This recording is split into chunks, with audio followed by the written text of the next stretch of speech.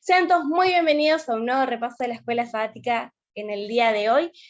Y yo no voy a estar dando el tema lo va a estar dando nuestro amigo Jonathan Palacios, así que, Jonah, el tiempo es totalmente tuyo.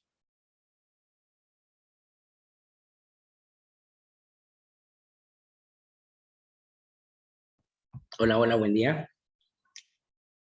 Qué felicidad estar acá de nuevo con ustedes, mis amigos. Ahí madrugando un poquito porque acá es mucho más temprano. Y muchísimo. Muy bien, vamos a orar antes de empezar. Por favor, vamos a inclinar nuestros ojos. Gracias te damos, Señor, por el repaso de la escuela sabática. Esperamos sea de gran provecho para nuestras vidas. Ponemos en tus manos, mi amor, y que alcance e impresione nuestros corazones. En el nombre de Jesús, amén. Muy bien, hoy nos toca la cruz y el costo del perdón. Vamos a buscar en nuestras Biblias, en Hebreos 9, 22 al 28. Hebreos, ahí sí lo tenemos.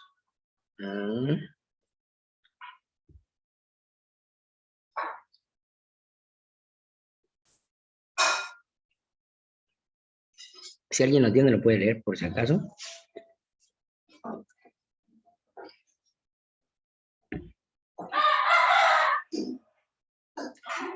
Bueno, nadie. Nadie a la una, nadie a las dos. Ahí está, no lo encontraba. Hebreos 9, 22 al 28. Sí.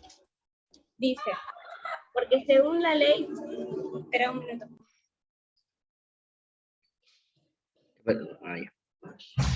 Pasa que estaba pasando un camión y si no, no iban a escuchar. Dice, porque según la ley casi todo se purifica con sangre y sin infusión de sangre no hay perdón. Fue pues necesario que la copia de las realidades celestiales fuese purificada con esos sacrificios, pero las realidades celestiales mismas requieren mejores sacrificios que estos. Porque Cristo no entró en el santuario hecho por mano de hombre, que era solo copia del santuario verdadero, sino que entró en el mismo cielo, donde ahora se presenta por nosotros ante Dios. Tampoco entró para ofrecerse muchas veces a sí mismo, como entra el sumo sacerdote en el lugar santísimo, cada año con sangre ajena. De otra manera, a Cristo le hubiera sido necesario padecer muchas veces desde la creación del mundo, pero ahora al final de los siglos se presentó una sola vez para siempre para quitar el pecado por medio del sacrificio de sí mismo. 28. Y así está ordenado que los hombres mueran una vez y después se enfrenten al juicio, así también Cristo fue ofrecido una sola vez para quitar el pecado de muchos, y la segunda vez, sin relación con el pecado, aparecerá para salvar a los que lo esperan. Qué gran pasaje tenemos aquí, ¿no? Pues nos recalca la obra de Cristo en el santuario y la idea de que en el santuario celestial necesitaba ser purificado es tomado del Antiguo Testamento. Nosotros ya lo hemos visto innumerables veces cómo el rito sacrificial se daba en el Antiguo Testamento. El santuario es un símbolo del reinado o gobierno de Dios, puesto que incluso hasta como estaban distribuidas las tribus alrededor del santuario, nos daba la idea de que el santuario era la capital o el centro de todas las tribus, ¿no? De todo el pueblo de Israel. Y la forma que Dios trata con el pecado de su pueblo afecta la percepción pública de la justicia de su reino. Como gobernante, Dios es el juez de su pueblo y se espera que sea justo. Nadie espera que un gobernante sea injusto. Si esto sucede, pues obviamente las personas se alzarían en contra de su gobernante y lo derrocarían. Son cosas que han pasado en todos los países, desde Argentina hasta Alaska, hasta el norte de nuestro continente. Si alguien no es de nuestro agrado, si no es agrado del pueblo, pues simplemente lo derrocarían.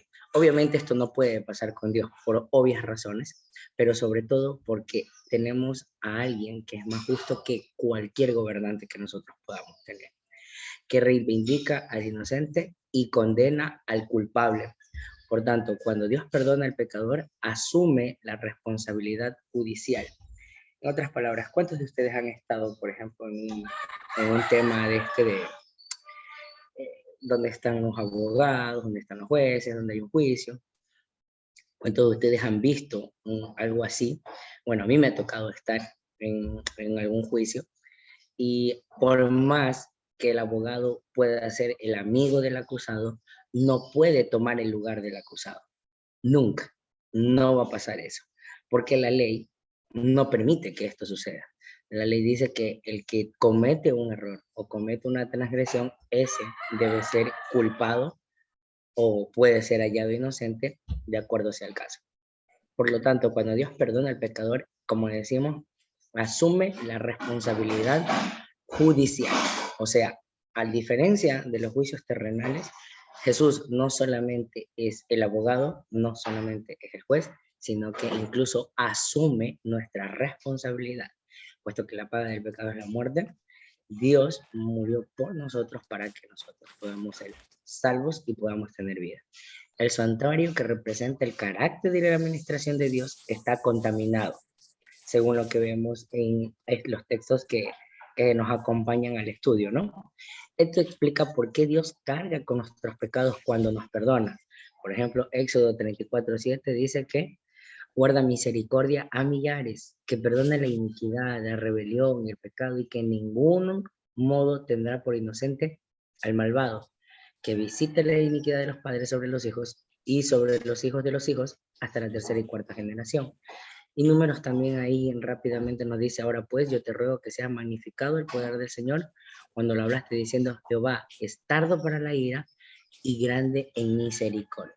Tenemos un Dios que al momento de ser abogado se rige por leyes rigurosas, pero que es movido a compasión. Un equilibrio entre justicia y amor, algo que probablemente nosotros no podamos entender ahora, pero que cuando Jesús venga veremos cara a cara a aquel que fue nuestro abogado y también fue nuestro intercesor. En el hebreo original, para perdonar, no sé, en estos versículos significa llevar o cargar. Es algo que, como decimos, no puede hacer otro ser humano, no puede hacer un abogado. Él simplemente se limita a tratar de defendernos, y si no lo logra, pues bueno, qué pena. Y si lo logra, pues chévere, qué bueno, ¿no? Mas no puede cargar la transgresión de ninguno de nosotros. El sistema sacrificial del santuario israelita ilustra este pecado. Cuando una persona buscaba el perdón, llevaba un animal para un sacrificio en su nombre. Confesaban los pecados y los mataban. Y les pregunto algo: ¿esto servía de algo? ¿Esto era real?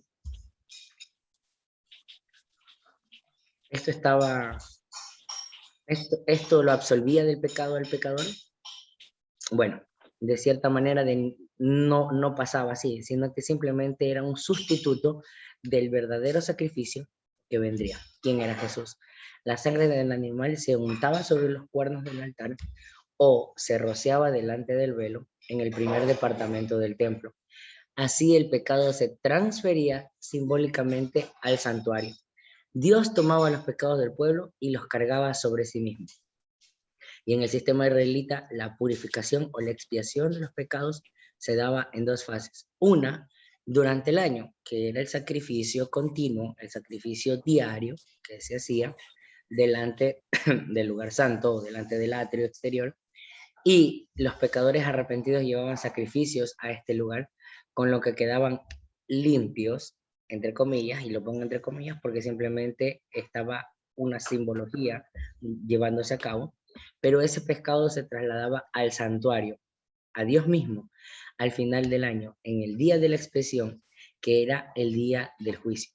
Y Dios, una vez al año, a través del sumo sacerdote, purificaba el santuario, quitando su responsabilidad judicial al transferir los pecados del santuario al macho cabrío, Azazel, que representaba, como lo podemos ver en Levíticos 16, del 15 al 22, a Satanás. Este sistema de dos fases representado por los dos departamentos del santuario terrenal, que eran un modelo del santuario celestial. O sea, las cosas que se hacían así eran simplemente un modelo de lo que había o lo que existía en el cielo. Le permitía a Dios mostrar misericordia y justicia al mismo tiempo. Los que confesaban sus pecados durante el año demostraban lealtad a Dios, al guardar un descanso solemne y afligirse el día de la expiación. No podría haber remisión de pecados si la persona no se arrepentía. Dios no puede forzar a nadie, sino que voluntariamente las personas confesaban su pecado y Dios los aceptaba, los llevaba sobre él y después los perdonaba y eran transferidos a Satanás. Toda persona que no mostraba lealtad era cortada del pueblo de Dios. Nadie que no acepte el sacrificio de Jesús, nadie que no acepte a Jesús como su abogado, puede ser defendido ante el juicio. Y eso pasa también en lo terrenal. Si no tenemos un abogado, y si no confiamos en ese abogado, lastimosamente no podemos ser justificados delante del juez.